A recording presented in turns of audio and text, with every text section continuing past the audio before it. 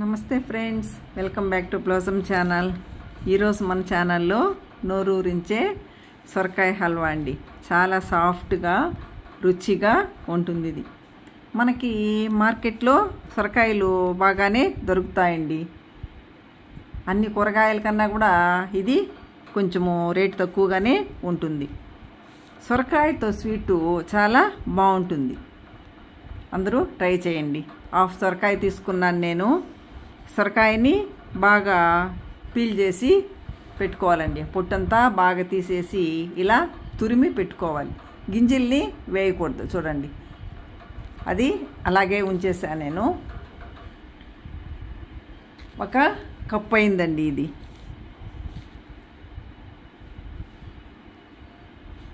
Stove వెలిగించి పెనం పెట్టుకుని దాంట్లో ఒక 2 స్పూన్స్ 3 స్పూన్స్ నెయ్యి వేసుకోవచ్చండి. మనకి ఎంత కావాలో అంత వేసుకోవచ్చు మనం. దాంట్లో బాదం పప్పులు, జీడిపప్పులు అవి కట్ చేసి వేయించి పెట్టుకోవాలి. వేయించి ఇలా కప్పులోకి పెట్టుకోవాలండి. దానిలోనే మళ్ళీ ఇంకా 1 స్పూన్ మనం నెయ్యి కావాలంటే వేసుకోవచ్చండి. కొంచెం బాగా లో ఫ్లేమ్లో పెట్టుకుని ఒక 5 మినిట్స్ వేయించాలండి. పచ్చివాసన అంతా పోతుంది. వేయించిన తర్వాత 1 కప్పు సొరకాయ తురుము తీసుకున్నాను కదా, 1.5 కప్పు పాలు పోస్తున్నానండి. ఎందుకంటే కొంచెం పాలలో ఉడికితే బాగుంటుంది కాబట్టి ఇంకా హాఫ్ పోస్తున్నాను. బాగా ఒక 10 మినిట్స్ ఉడకాలండి. ఇది అప్పుడప్పుడు ఇలా కలుపుతూ ఉండాలి. కొంచెం లో ఫ్లేమ్లో పెట్టుకుని కాసేపు బాగా ఉడికించాలి.